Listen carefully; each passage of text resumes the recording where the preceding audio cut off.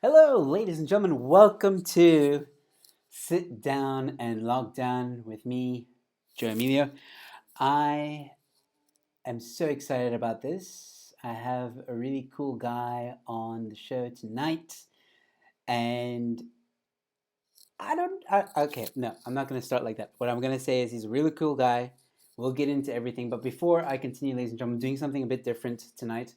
Usually there's a QR code on the screen, which I've hidden away because some people have told me it's a bit of an irritation. So there is a link in the description below. Please, I am accepting donations for every guest that is on the show. And tonight is no different. So any donations made tonight will be given to Conrad Koch.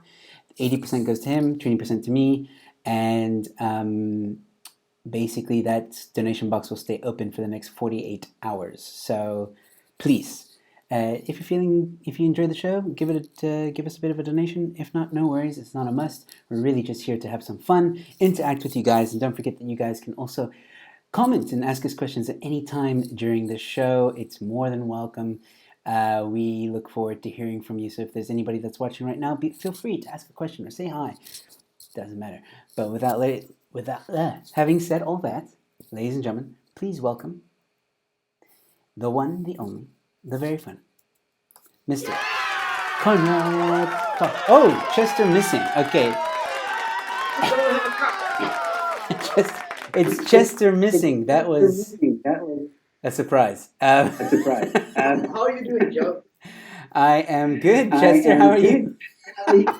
I'm sorry, you caught me I'm off good, guard. Joe. I'm good. I know it's like a weird situation that we're all living on the internet, like we're porn stars. I love it.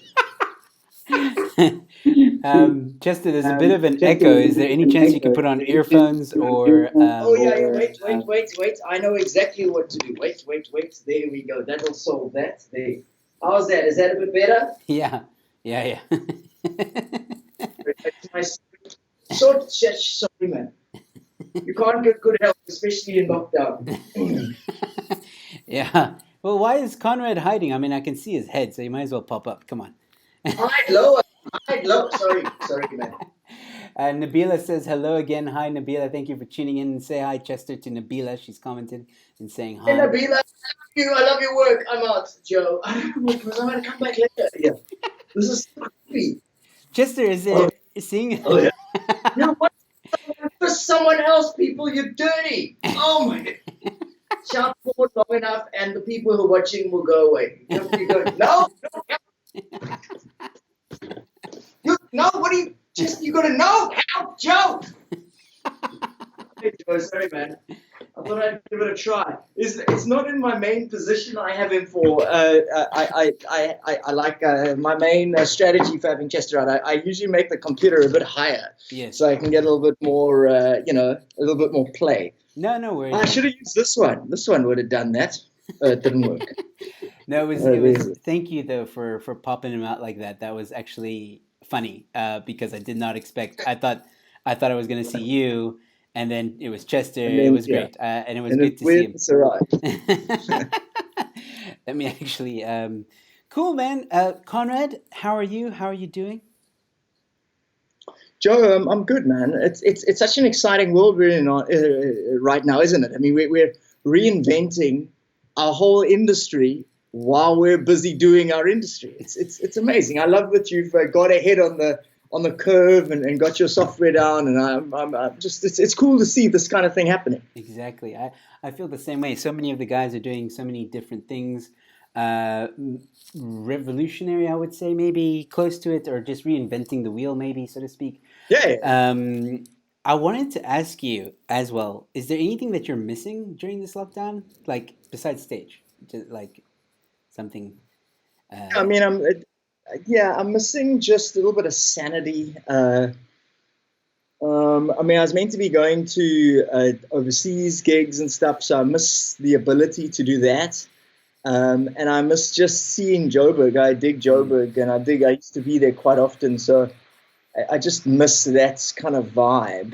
And of course, people, just like seeing, how at gigs, and it's not just comedy, it is comedy, is that we'd hang out, and that was like a lot of our brains trust, our thought bank was the was the after conversation you'd have at a comedy club. Yes. And I don't get that. So it's all this kind of thing, which is quite performative, versus when we're sitting backstage in comedy, you're talking shit with mates. No one's watching you. It's not a show, you know. It's before the show, and it's a sort of friendship circle that I don't have as easy access to. Yes. I was actually having a conversation with Stuart Taylor not too long ago. He was on the show. I love him. And he gave us a bit of background that you guys actually started together at a magic school. Am I correct? Yeah, there's a place in what's it? It's on Imam Maroon Road. What's it? Claremont, I guess. It's called the College of Magic, and then we went there and we learned how to do performing there, and we learned magic tricks when we were like 10 years old, and so the whole industry grew out of that. You know, Riyad Musa was there as well, and it's sort of like a comedy platform before there were comedy platforms. Yes. So, and no, it was a really awesome place, dorky as hell place. So not much has changed. What do you do on the weekends? I do magic. Very sexy. Hey man, you know what? I am actually trying to learn some card tricks myself. You know, because when this is maybe all done, maybe I'll learn a few tricks and I can expand my my career options, so to speak. Yes, definitely. Do you at all dabble in magic still, or have you completely abandoned it? No, not in. Boom! Do you see I changed angles there? He's taking control of my show. Sorry, I'm also guys. Getting the software working. He's taking control of my show. This stuff. I must change it back. It's bizarre. I love this stuff, Joe. It's so bizarre. Joe, how are you? I'm fine. Wow, this is. Yeah, so I've strange. got no control anymore, people. I'm not doing this. I'm really not doing this. He's completely now become the director, producer. It's really fun. No, no, I really admire this. I love this stuff, Joe. I mean, this is the kind of, like, we couldn't do this before. No. We couldn't do this on a punchline. Check this out. We couldn't do this on a punchline. Knock, knock. Who's there? You know, that kind of powerful. It's locked down, you idiots. Sorry. Oh man, that's brilliant. You know, magic tricks. You know, this is miracles what we're doing here. Oh man, so how did you get into the whole ventriloquism? Is that how you call it? Is that what you're saying? Yeah. No one ever says the word right. You nailed it now. Well, at the College of Magic, there's how do you get your vision? I like fisting puppets. The College of Magic is like it's a place like I just was a very odd kid, and nothing's changed. But I mean, I think comedy is full of odd kids. I mean, you know, you're an odd kid. I'm an odd kid. Stuart Taylor's an odd kid. All the people we know are odd kids, and to some greater or lesser degree. And ventriloquism is just something that I used to do for fun on the weekends, and it was the College of Magic.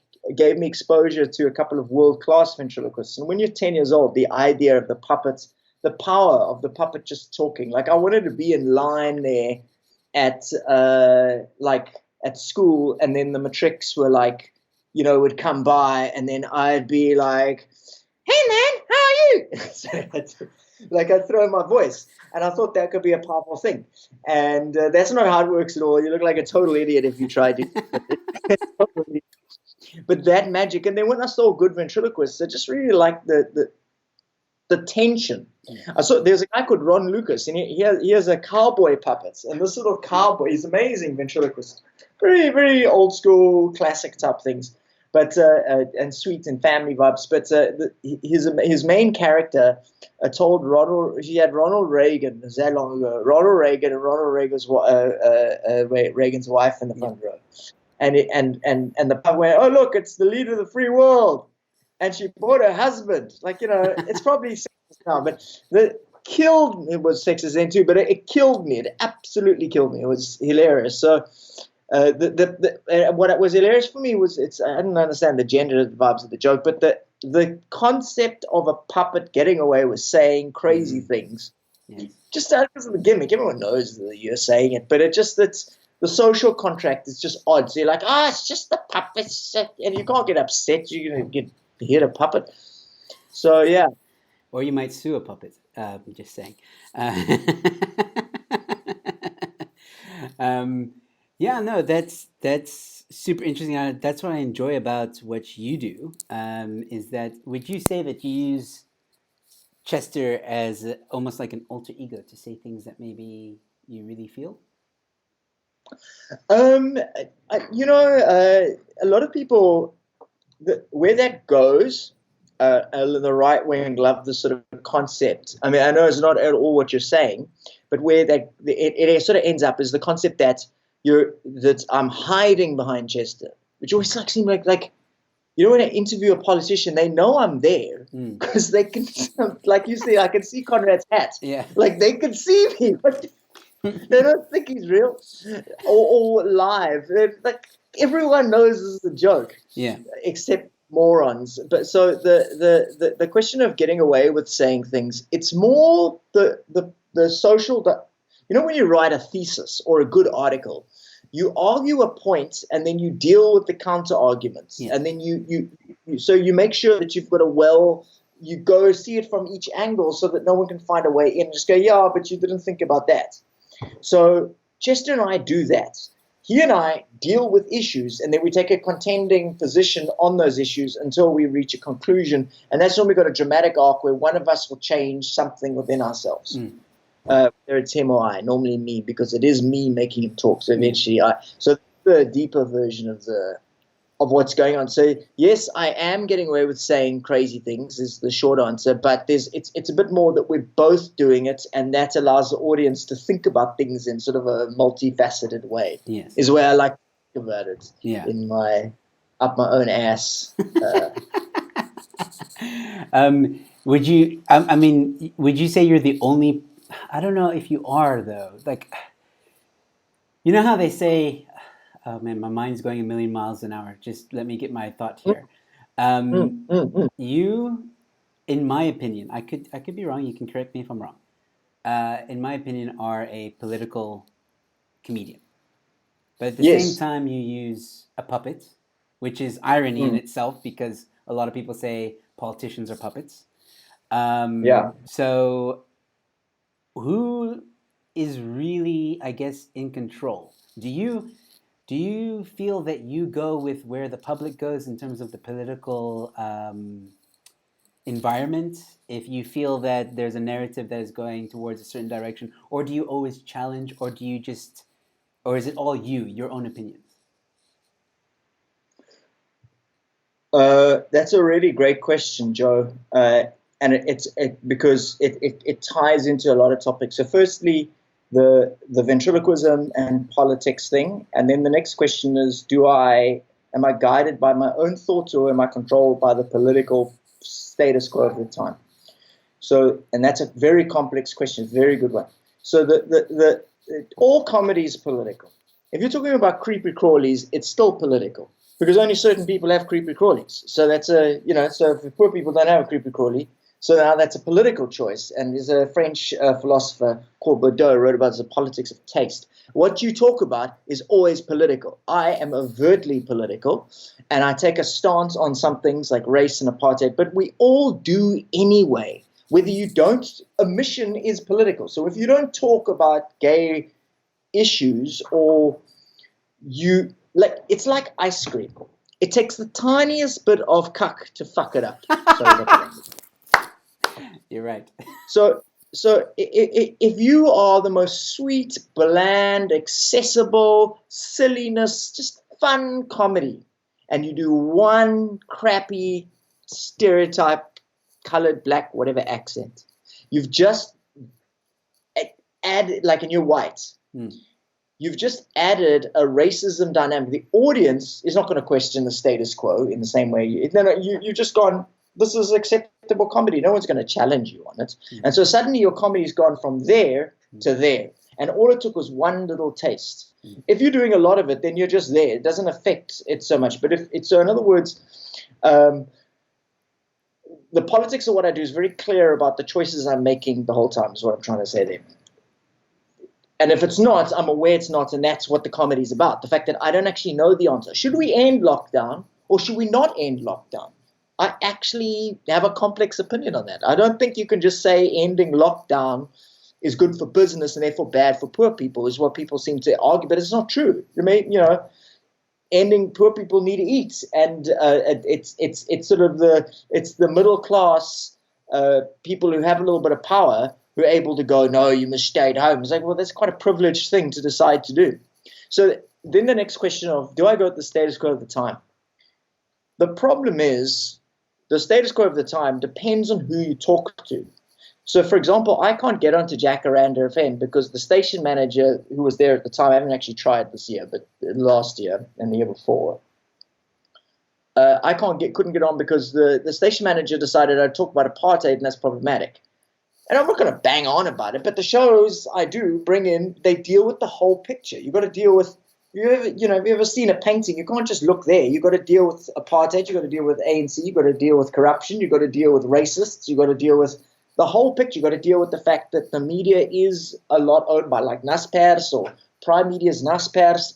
The question of a channel having white tastes and sensibilities, or maybe black tastes, it's complex. Yeah. So you've got to draw the whole picture. So I go with the status quo that I feel is morally right. And sometimes the problematic part is that sounds like I agree with, say, the EFF. I don't agree with the EFF, but if you take a simplistic stance, you'll assume I do. So then you go, you're being populist, just saying what's easy to say. But the truth is, the people who pay me to do gigs, corporate people, the bookers, the CEOs, etc., that's who pays our money in South Africa. They don't always agree with me. It's actually really hard. It depresses me a lot because I don't want to say a lot of the things I do. I don't want to upset my family. I don't want to upset friends. I don't like being a dickhead. Yeah. But then you end up having to say, so sometimes it looks like I'm going with public opinion, but it's because they're simplifying it too much, or I push against public opinion and then I get a pushback that's unbelievable. Yeah. Everyone gets upset all the time. Yeah. Sorry, Joe, what you asked me is the bane of my career. So that's why I talk a lot about it. No, but this is the point of the show. I like to get to know the comedian. And I really, with your comedy, it is very different. And I think I've watched you a few times. You do say some shit that, like in the northern suburbs, for example, there's some things you just don't talk about. But dude, I remember some of those things. But it's thought provoking. It's and yes, the simple people, if I can say simple folk, and I don't mean to offend anyone when I say that, but some people do just immensely just get offended. Oh my God, you can't say that, and it's like, okay, but if you listen to the joke, he's actually trying to bring to the surface an issue.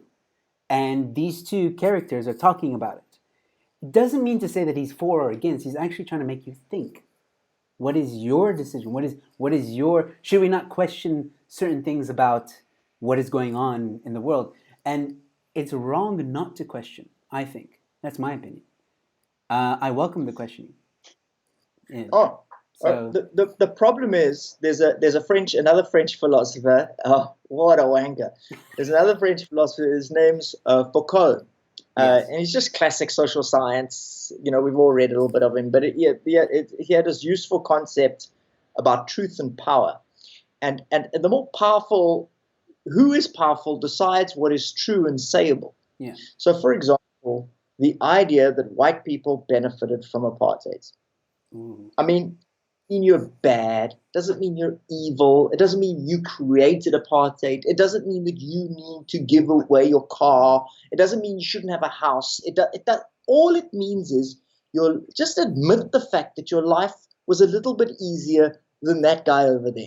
Now, people go bonkers for that. Like, they really get angry. You can't say you don't know how hard it was for me when I was child. Like, apartheid was a system of laws, as Musk just says in his new show. So the only way to not benefit is if you lived in a cave for 200 years, in which case there had to be incest. So you have to either admit you benefited or your dad is your cousin.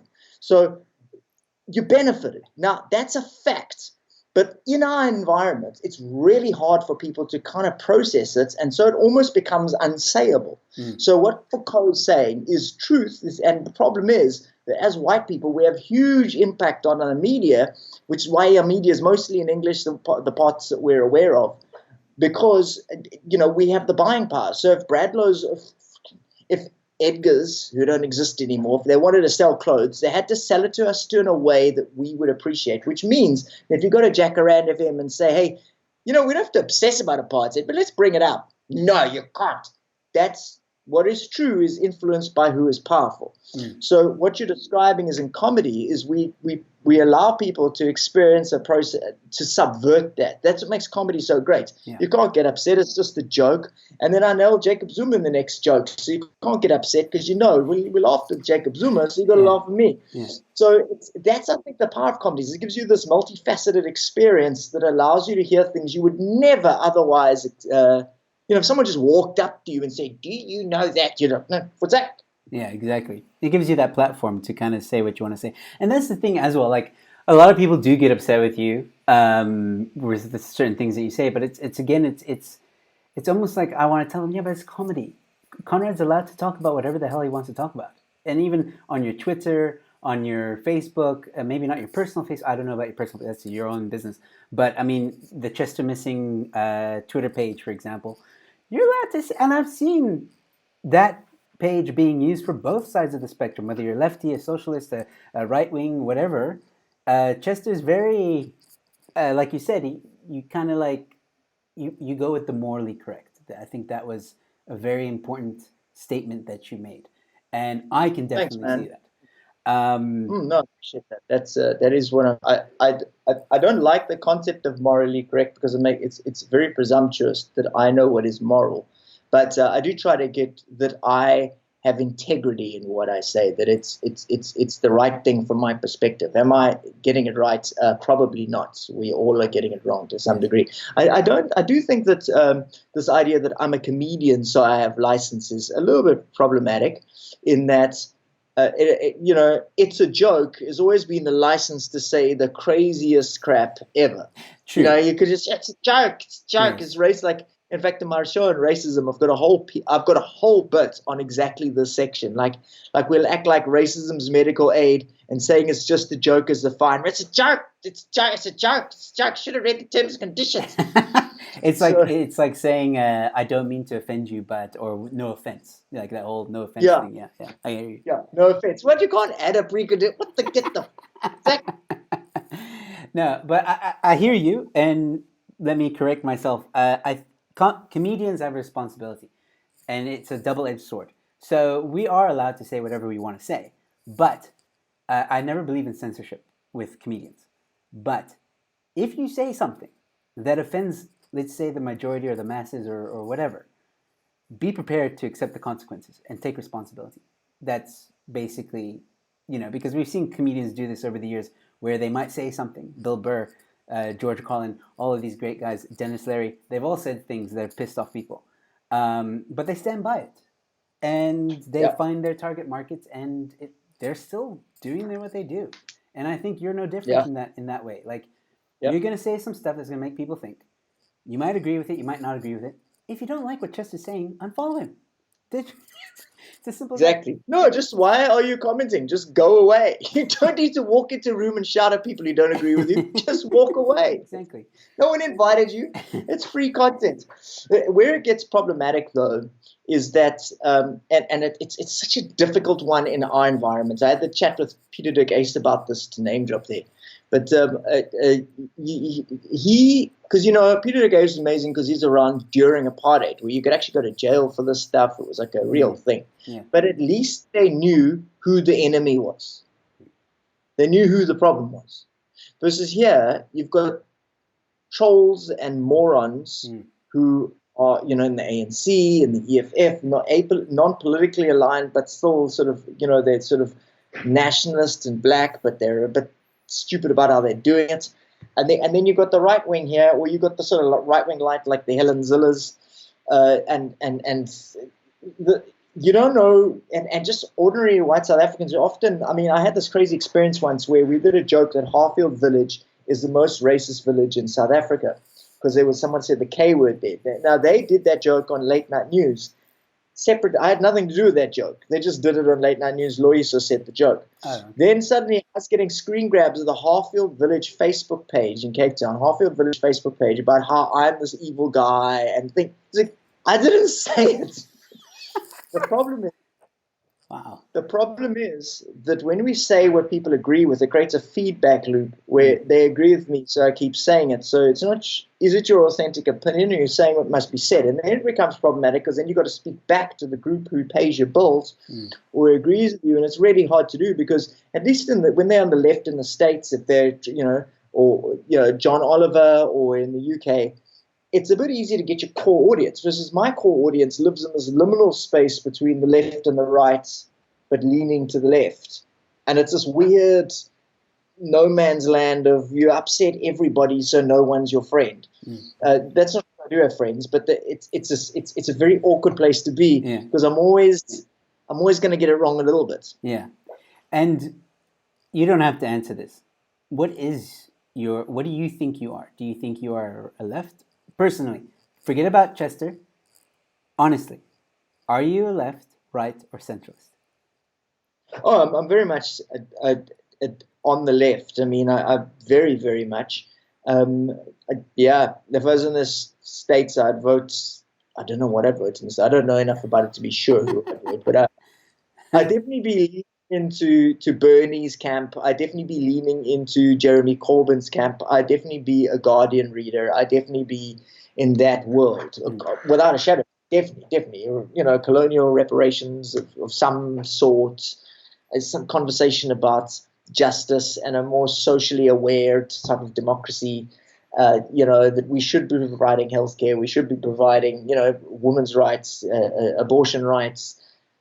All that stuff, I've got 100% on board with. I think where it gets a bit wacky is our environment because you've got Ace Schule and co.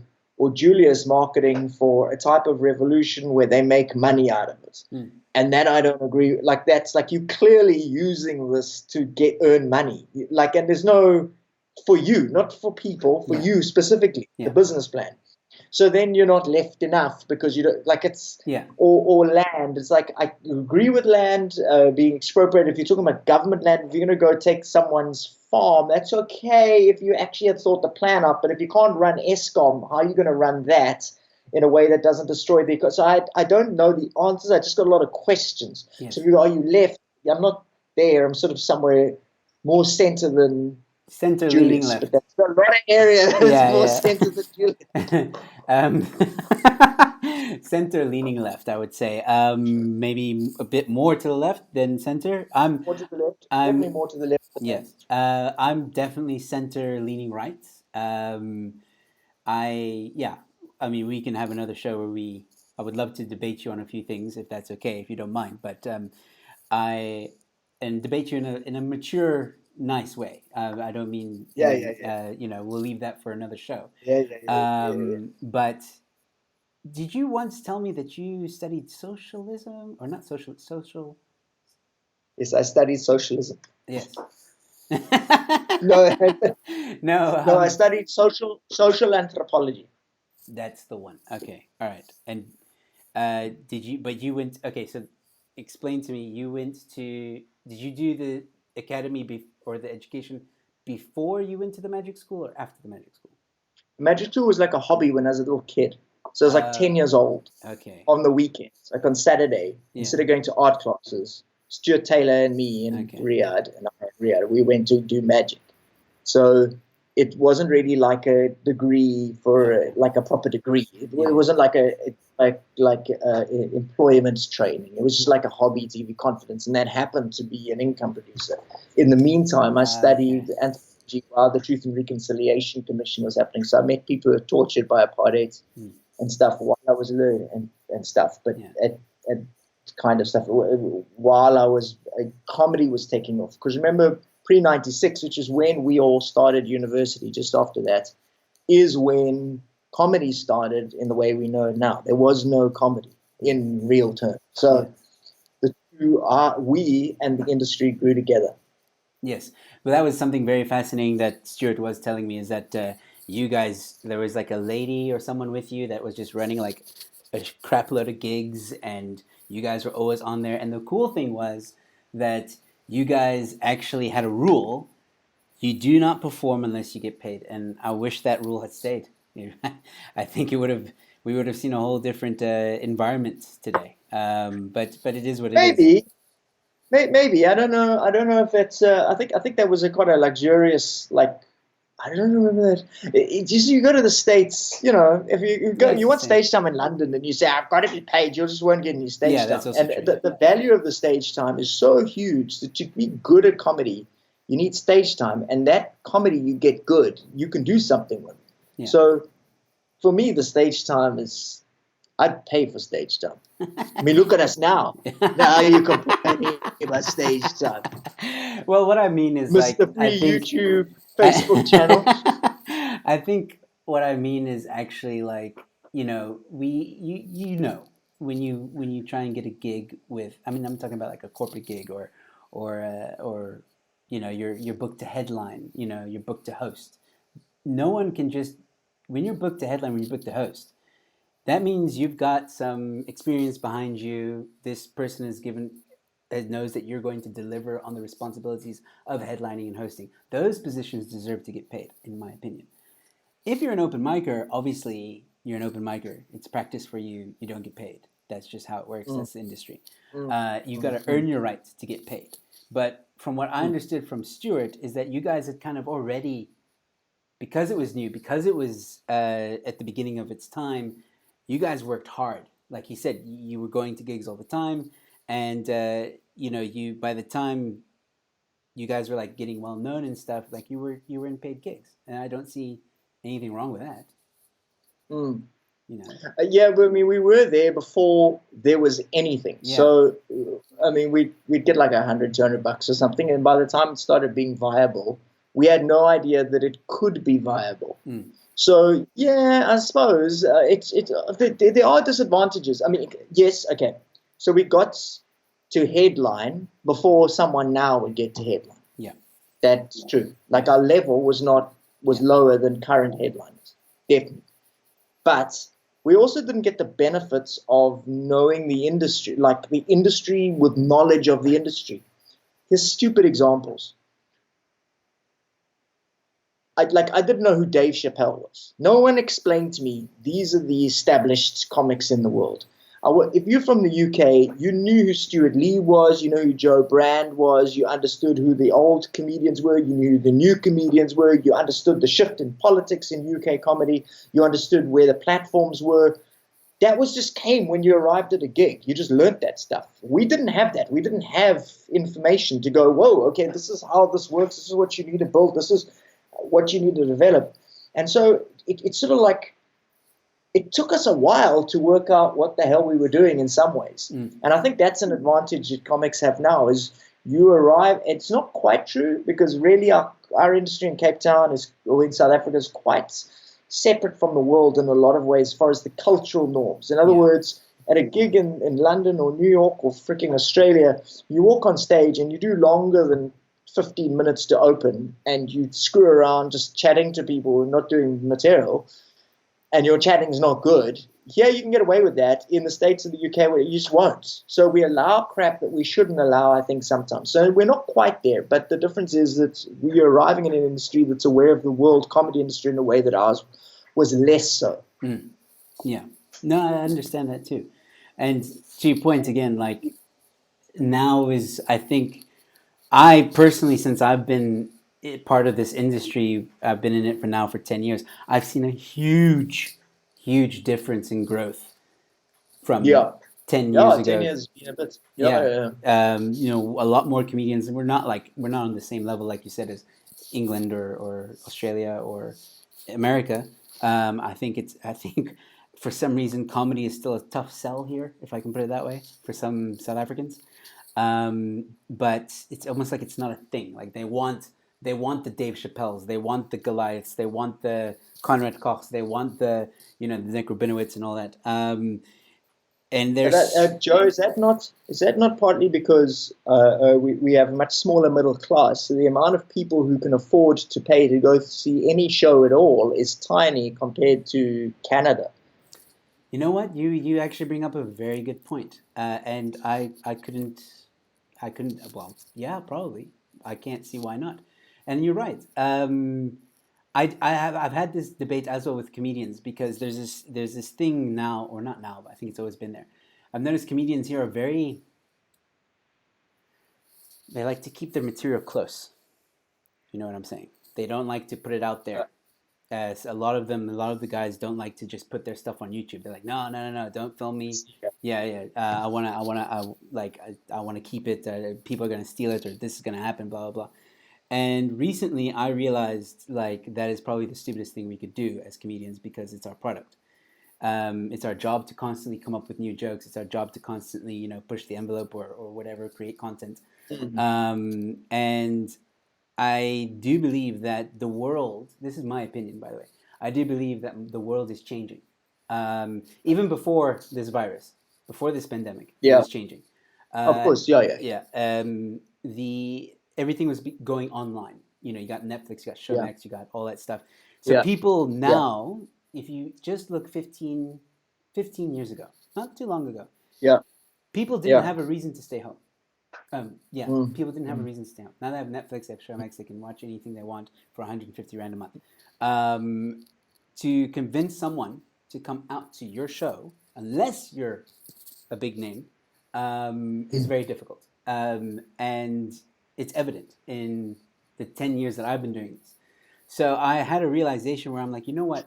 Maybe I should be more willing to bring my mm, comedy to the people at home, whoever it is mm. that can, Yeah, totally uh, agree. yeah, that can do it.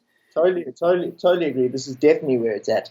I do think that again the that's because we get it like people are like, I saw you last week, and like, and it can't, ventriloquism is incredibly hard because Yes, it's the lips and the character, and you've got stand up comedy material on top. That's just a tiny fraction of a whole lot of other stuff I've got to do. yeah, So it takes a while to get so it looks slick. So I try to hold back everyone seeing the show on a TV platform or something until I've got it as good as I want to be, which is Jeff Dunham spent years building up his new stuff. And then he has a long time between, so he has time to grapple with and get it right. Versus here, you've only got 5 million middle class people or less, whatever it is, but it's not enough to sustain. It's like everyone sees you, all the corporate bookers see you, and then if your content's been out the wrong way, you didn't get the time to build it as good as you want. It's like this annoying dynamic because we're small. So I think that couples with what you're saying. Plus, I think sometimes we have a sort of lazier culture as far as going out and earn. Like in the UK, there's just a ton of people who go out. I mean, Joe, I did a show took my show to Australia, to Canada. I took it to Australia too, but I toured it around Canada in 2018, my Puppet Guy show. And like, I if you saw get a that. good review there, your show sells out immediately. And I mean the whole show. There were people waiting for 2 hours before to book tickets for the Wow. show. Sold out, sold out, sold out. Now that does happen here, but not off one interview, Yeah, a good review. yeah. So if you get a 5-star review here, never mind, you'll do well, but it won't. It's not. That's not what the clincher is. So it's because our audiences are less engaged in going. So there's that, and then there's what you're saying is true. This thing you're doing now is the future, and I'm really pleased you got early in on it. Keep Thank you. doing it. It's great. I love it. Thank you. Thank you. Thank you. That really does mean a lot. I enjoy doing these because I get to chat with guys like you and have a nice conversation. And also because we're in lockdown, obviously, just to chat to You got someone. no choice, Joe. To chat to someone is also very nice. It keeps me sane. But yeah, I was gonna ask you something now, based on what you were saying, but it's lost me. It might come back to me later. I just want to address some of the. It's really freaky how you're controlling. um, so we have Tracy Wagner who's joined in. She says, "Hello, I support local talent. Online talent is a thing." So hi, Tracy, thank you so much for tuning in. If you have any questions for Conrad, please let us know. Thank you, Tracy. We appreciate the support. All right, so let's actually play the.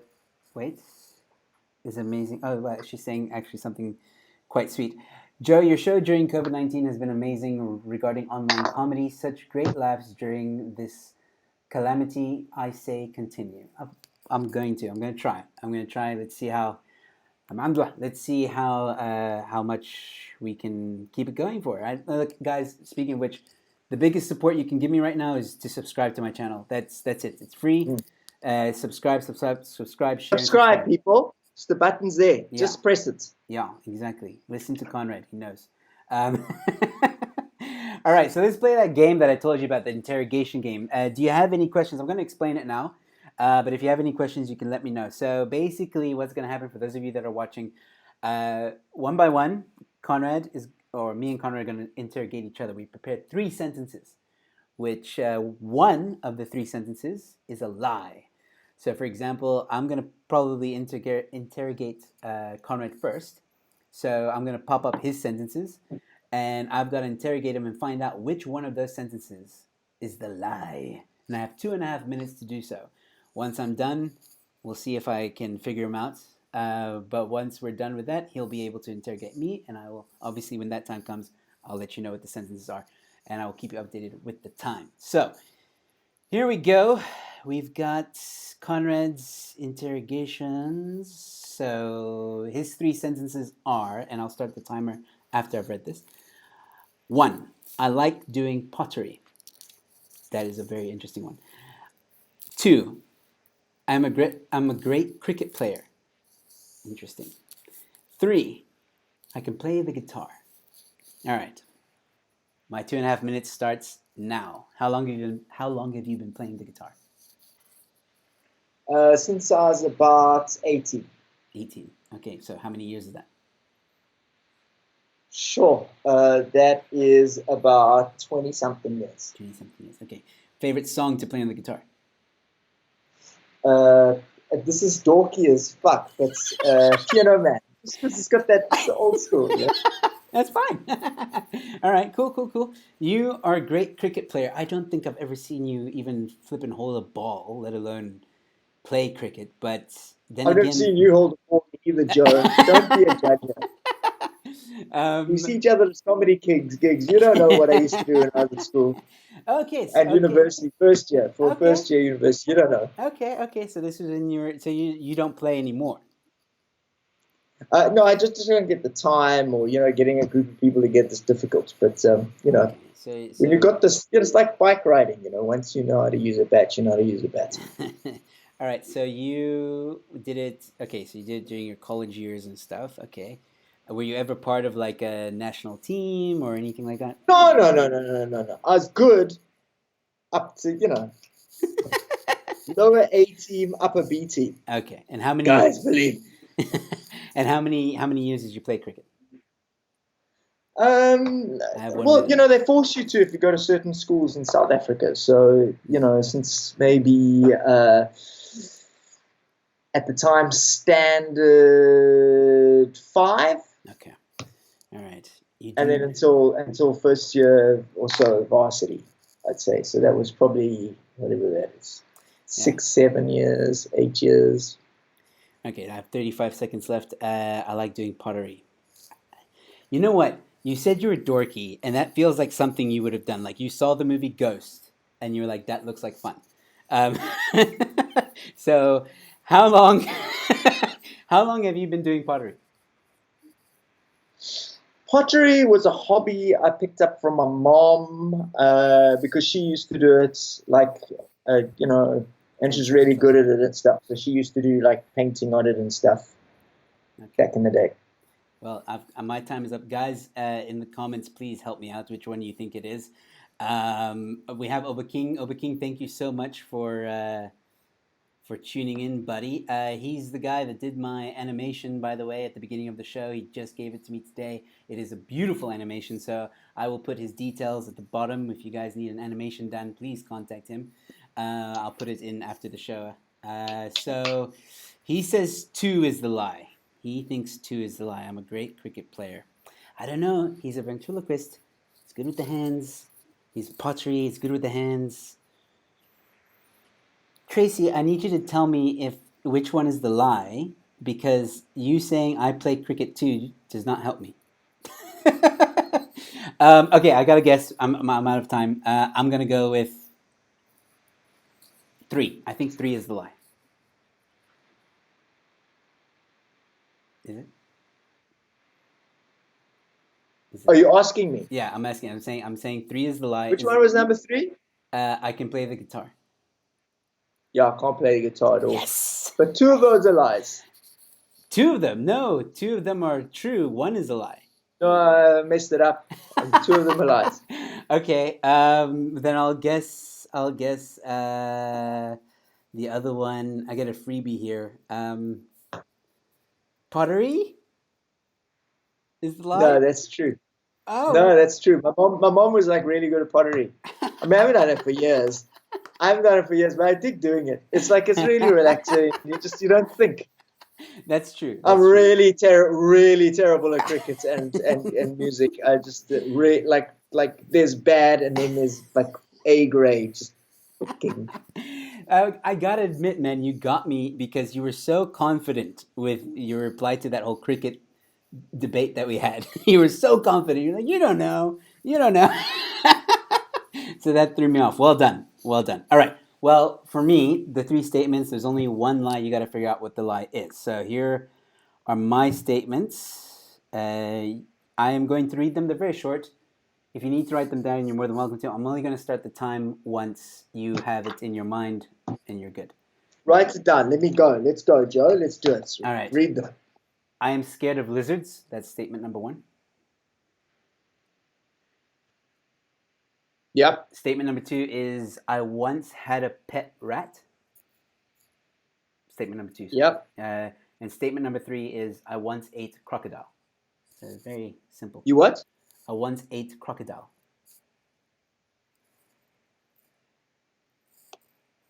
Yeah. All right. 2.5 minutes starts now. I think you're not scared of lizards. Okay. I must probably ask you questions. Hey, okay, all right, okay. When was the last time a lizard scared you? Actually, about a week ago, there was a lizard in the house. What was the name of your pet rat? David. 2 minutes left. That's a ridiculous name for a rat. Nobody would ever call that. That's why I called it David. That's why. No, I wanted to give it a human name. I wanted to give it a human name. Why was your rat called David? Why was your rat David called and Goliath?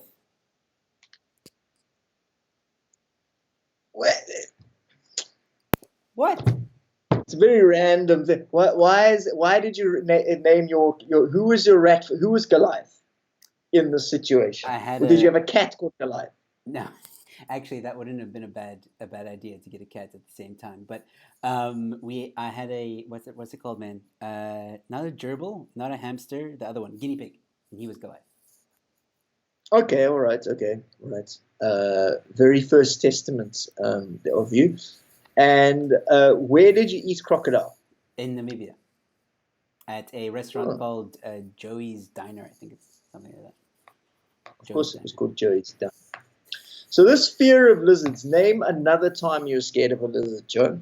When I was a kid, I accidentally, I had a pet lizard, and I grabbed its tail, and the lizards, what they do is they dislocate, or they kind of just let their tail go as a defense mechanism, and that freaked the hell out of me because the tail was still going, and since then I've been scared of them.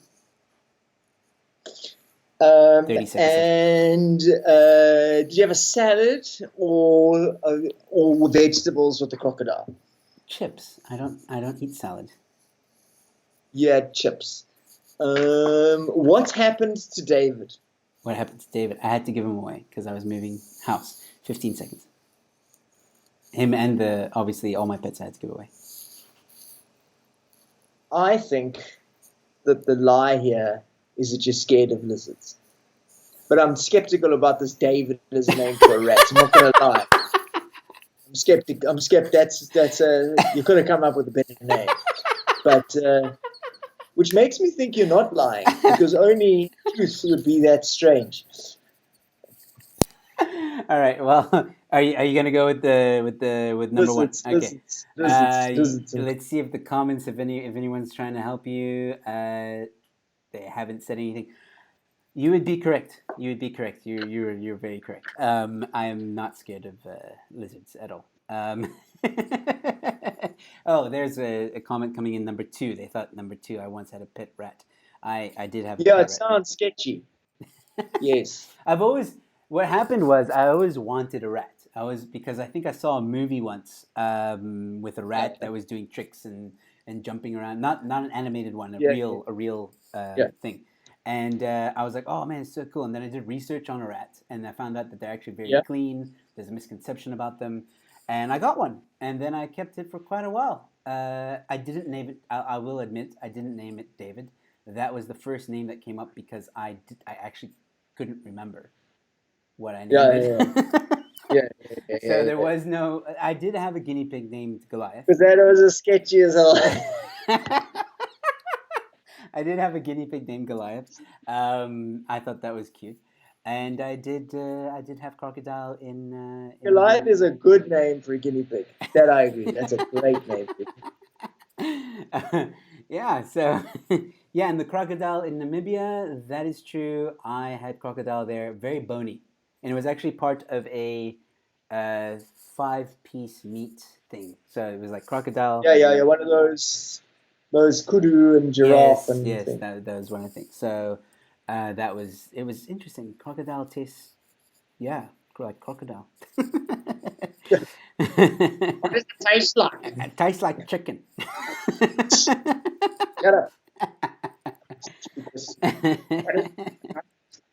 Oh man! All right, so we are approaching the hour, and I this is how it usually goes down. Um, I always like to give my guests a moment to give their final thoughts at the end of the show. We'll do that a bit later because there's one question I love asking my guests because it's always an interesting one. Can you give us your most embarrassing gig you've ever done? Oh, embarrassing. Wow, bro.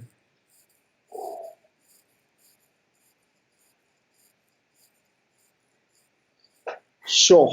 Um, sure, where do I even start? I mean, last year, last year in December, I got booked to do for Radio 786, the Muslim radio station in Cape Town. I love the radio station and stuff, but this was a badly set up thing. And they invited me on stage, and then they brought out the food. But it was proper like and the food, and it was like a big thing of biryani on the middle of the table, like. And I've never been so hard ignored by 800 people. It was like a proper, solid, no one's, look, one table kind of did that for about like a couple of minutes. Maybe a 4% of the room was looking at me. It was ridiculous. It was proper ridiculous. Wow. But no, this, jeez. And then it got awkward because I was like, guys, then I just practiced my routine. And then gigs where it probably gets awkward. When I did magic, I helped him. Like we were like this, we were at a magic convention, like at school, yeah. And then I had to fake blow my nose in a guy's hanky, and then I really blew my nose in his hanky. It's like one of those. I know it was so fail. It was like, damn, that didn't work. Damn. Wait, but that gig that you were at there where everybody was eating, how long were you supposed to perform for? I don't remember. It was 15, 20 minutes. Okay, I, so short. I I know that I cut it shorter because it was like it was just ridiculous. You can't eat and do comedy, man. Yeah, It's just exactly. no one gets that. And then I mean I've done comedy on a train with no decent sound. In comedy where there's one speaker, no one else can hear you, so the audience starts fighting each other, which way the speakers put. This you do comedy. There's everything happens. Well, did you experience the same kind of gigs when you traveled? Overseas. Yeah. No, because when you're going to, I mean, when you're doing open mic in New York, it's hard. It's very, very hard because open mic in New York can happen at like 3:30 in the afternoon. and they're all only other comics in the room. And ventriloquism has got a bit of a theatrical thing that doesn't happen as much. It's harder to do in a stand-up environment because stand-up doesn't allow as much, especially if it's an open mic for comics and the only comics there. Then the whole wah wah wah of it's not there, and the chest is all about the wah wah wah. Not that that's the main thing. The jokes carry themselves, and I can do it. It's just hard work. But that was, and then I hadn't done Just for Laughs, and and the times have been since then, like Toronto and London, and I've got global management now. I get in the door a little bit easier because Just for Laughs is a big door opener in comedy, and being nominated, those two things, and just a whole lot of dynamics. It's a bit easier now. Yes. Congratulations, by the way, on being on Just for Laughs. Like I saw it was Puppet Guy was on there, right? Or was it just No. Just for Laughs was before that. Okay. And Just for Laughs, in my own satisfaction, isn't what I feel the most proud. It's just Comedy Central takes people out, and they took me out. But I went back to Canada and toured smaller festivals, and that was really satisfying because a full hour show. So I really got to had a lot of stage time in Canada, and I headlined at Absolute Comedy in Toronto and Kingston outside Toronto. So that stage time was invaluable because you get good. You get that time it takes to work out who's your Steve Hoffman, who's your Julius, who's your Helen. Like, what are their things that they like? And then you work out those dynamics. And now I've got great Canadian political material. Yeah, I was about to ask. So when you go to the international stages, you still keep it political? Yeah, I mean, the core ideas about colonialism, history, race, those conversations are everywhere. And then I bring in elements of I'm doing a show on Thursday night, and I'm going to name drop with Eddie Izzard. And it's for my management's. He's and Skulk Bazane notes on there, and a whole lot of global. It's called Comedy Without Borders, raising money for medic doctors without borders, and that's happening in London, streaming everywhere, of course. So when I go for that show, I'm doing some political stuff, Boris Johnson jokes, and then some global jokes, and then coronavirus jokes about it's much easier to do ventriloquism these days, you know. I really want to also comment and tell people that are watching, whether it's now or later, please go and follow Conrad. I'll put the link in the description later on Facebook and I believe Twitter. But Facebook, I caught you once doing this awesome bit with Chester. He was in the you had to focus on Chester. It was all on Chester, and he was replying to the comments. And you were just on it, man. You were like, every comment, you were just bah, bah, bah, and making jokes.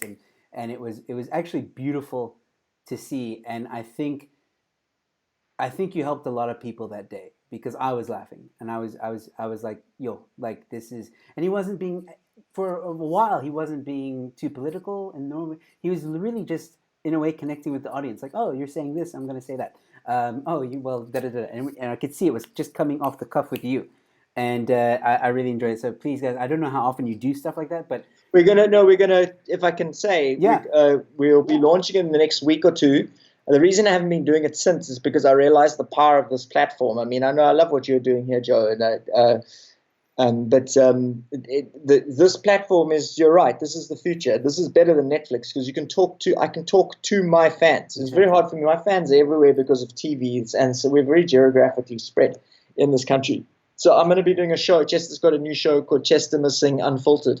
It'll be scripted politics and the news and economy, but then talking to people about the stuff. And then I'll because I know the politician, get political guests on and the political analysts and debate, but short, 20 minutes tight, and do what you've described. It's really fun to talk to people on these platforms. It's beautiful. Absolutely. I'm looking forward to that. That would be great to watch and get involved with that one. I'll be in the live chats, my friend. Speaking of which, when you launch that, please WhatsApp me the link to the channel or wherever it is, Instagram Live, wherever it's going to be, and I'll also add it to the video at the bottom. Thanks, the description so people can, if whenever it is they watch this, they can check it out. We are approaching the end of the interview, so as always, I allow my guests to just have a moment with the audience And if there's anything you want to say, now is your chance. And then, if you can, stay on the line. But if you have to go, you can go. I understand. Cool.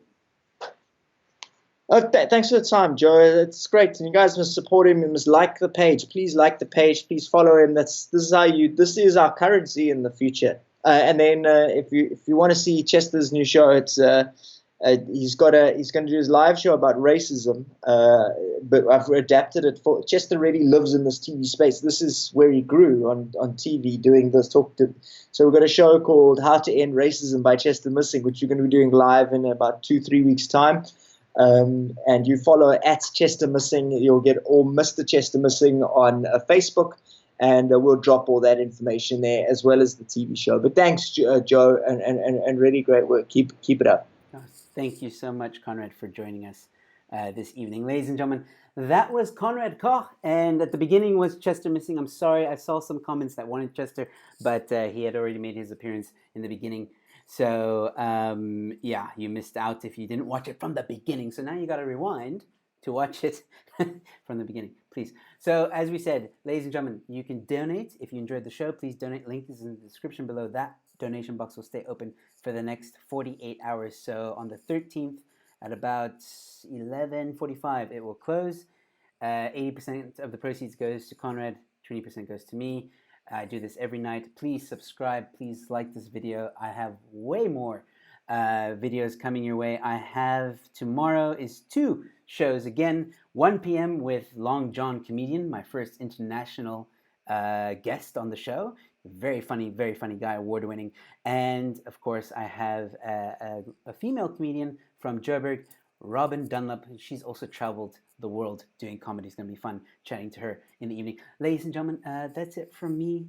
Thank you so much for tuning in. Thank you, Tracy. Thank you, Nabila and Oba King, for tuning in. You guys were awesome. And everybody else that tuned in. And thank you for all the likes on the video. Please don't forget to like. Please don't forget to subscribe. And I'll see you tomorrow. Same place, same time. Good night, everybody. Thank you.